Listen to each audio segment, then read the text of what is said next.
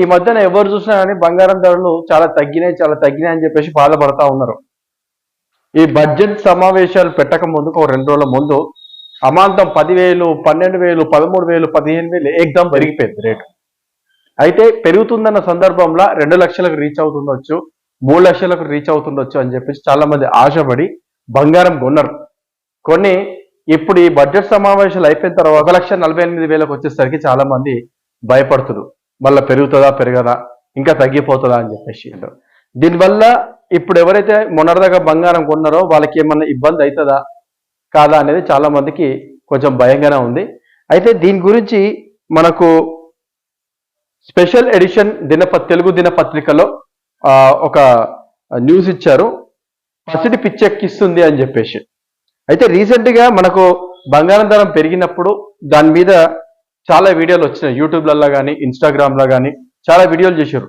బంగారం మళ్ళీ 70,000కు వస్తుంది, 80,000కు వస్తుంది, ₹1,00,000 వస్తుంది అని చెప్పేసి ఎంతో మంది ఎన్నో రకాలుగా మాట్లాడుతూ ఉన్నారు. అయితే ఈ సందర్భంగా ఒకటేసారి 1,00,000 నుంచి 90,000కు వచ్చేసరికి అప్పుడు వచ్చే ఈ సబ్జెక్ట్ ఏదైతే ఉందో ఆ సబ్జెక్ట్ని ఒకసారి మీకు చెప్పి ప్రయత్నం చేస్తాను.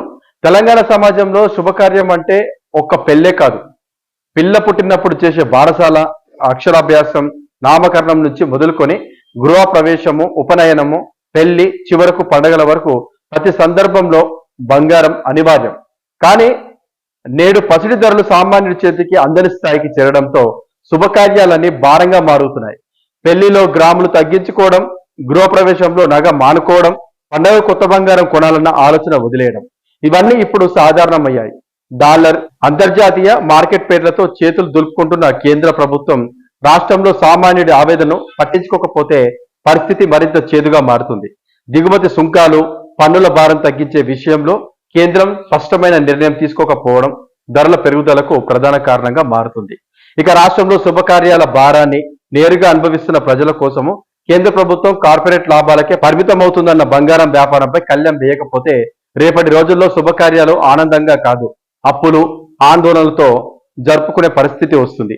పసిడి సంపదగా ఉండాలి కానీ సగటు కుటుంబానికి శాపంగా మారకూడదు.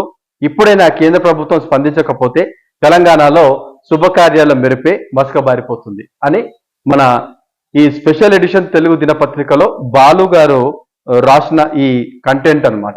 అయితే నిజానికి కూడా కేంద్ర ప్రభుత్వం బంగారం ధరల మీద నియంత్రణ లేకపోవడం వల్ల కూడా ఇది అంతర్జాతీయంగా కావచ్చు, లేకపోతే అంతర్జాతీయంగా యుద్ధాలు జరుగుతున్న సందర్భంగా కావచ్చు, ఇంకో బడాబాబులు ఎవరైతే ఉన్నారో వాళ్ళ ఆధీనంలో బంగారం గుప్పిట్లో పెట్టుకొని దాని ధరలు అటు ఇటు చేయడము, స్టాక్ మార్కెట్లో డాలర్ విలువ పెరగడము, మన రూపాయి విలువ తగ్గడం వల్ల కూడా ఇలాంటి రేట్లు అప్ అండ్ డౌన్స్ అవుతున్నాయి అన్నట్టు మనకు దీంట్లో చెప్తున్నారు. అయితే నాకు తెలిసి ఒక చారిగారి దుకాణం ఉందన్నమాట.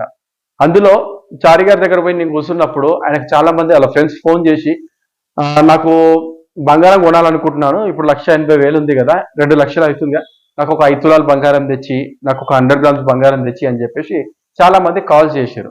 అయితే ఆ చారి గారు ఏం చేసిందంటే వాళ్ళ ఫ్రెండ్స్ కాబట్టి లాస్ అవ్వద్దు అని చెప్పేసి ఆ ఉద్దేశంతో చాలా మటుకి బంగారం ఇప్పుడే కొనకూరి అని చెప్పేసి ఎన్నోసార్లు చెప్పింది వాళ్ళకి. అయినా కానీ వినకుండా కొందరికి బంగారం తీసుకొని వచ్చింది. ఆ రోజు ఒకరికైతే వెండి మీద కూడా 8 కిలోలు వెండి తీసుకొచ్చి ఇవ్వడం జరిగింది. ఏకదం 4,300 ఉన్నప్పుడు తీసుకొచ్చిండు. ఇప్పుడు ధర చూస్తే 2,60,000 అంటే కిలో వెండి. వాళ్ళు తీసుకున్నప్పుడు 4,30,000 చూడండి ఎంత తగ్గిపోయిందో అని చెప్పింది. చాలాసార్లు ఎన్నో రకాలుగా చెప్పింది. ఇప్పుడు తీసుకోకూరే, బడ్జెట్ ఉంది, బడ్జెట్ తర్వాత మీరు తీసుకోండి అని చెప్పేసి అన్నారు. అంటే ఎట్లుంటారంటే మనిషి ఆశాజీవి, ఇంకా పెరుగుతుంది అన్న సందర్భంతో వాళ్ళు తీసుకోవడం జరిగింది. ఇప్పుడు చాలా బాధపడుతున్నారు. చూసారా, ఎప్పుడైనా కానీ మనం బంగారం ఇన్వెస్ట్మెంట్ ప్రకారం ఎట్లా ఉంటుందంటే మనకి ఎప్పుడైతే బంగారము అవసరానికి కొనుక్కోవడమే బెటరు. నేను దీన్ని పెద్ద చేసుకుంటా, దీన్ని పెంచేసుకుంటాను, 100 గ్రాములు తీసుకొని దాన్ని కొంచెం రేటు పెరిగిన తర్వాత అమ్మేసుకుంటాను అంటే ఏమవుతుందంటే ఆ సందర్భానికి మనం అనుకున్న ధర పడకపోతే మాత్రము మనం లాస్ అయిపోతాం. చాలా మంది ఈ బంగారం మీద ఇన్వెస్ట్మెంట్ చేసిన వాళ్ళు ఇప్పుడే అమ్మకూరి, ఎందుకంటే ఇంకా తగ్గుతుందేమన్న ఆలోచనలో కూడా చాలా మంది ఉన్నారు. కొన్ని రోజులు తగ్గుతుంది కానీ మళ్ళీ పెరుగుతుంది. ఇప్పుడంతా ఎవరైతే బంగారం ఎక్కువ ధర ఉన్నప్పుడు కొన్నారో వాళ్ళు మాత్రం అమ్ముకోకండి. దానికి కూడా టైం వస్తుంది, అప్పుడు అమ్ముకోండి. మీరు ఎవ్వరు కూడా భయపడనవసరం లేదు, బాధపడనవసరం లేదు.